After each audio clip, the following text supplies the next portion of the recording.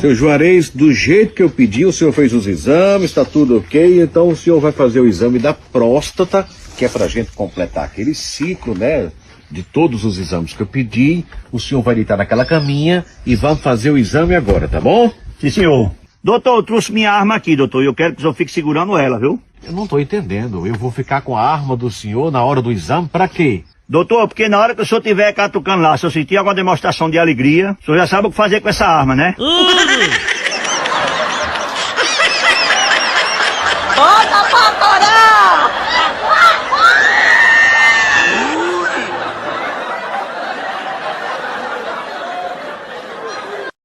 E aí, Creuza, cadê o Juarez que eu não vi mais ele? Ai, tá meio assim, meio lá e meio cá, porque ele me trata como se eu fosse um cão. Como assim? Ele te bate, te maltrata? Não, ele quer que eu seja fiel. Bota pra torar!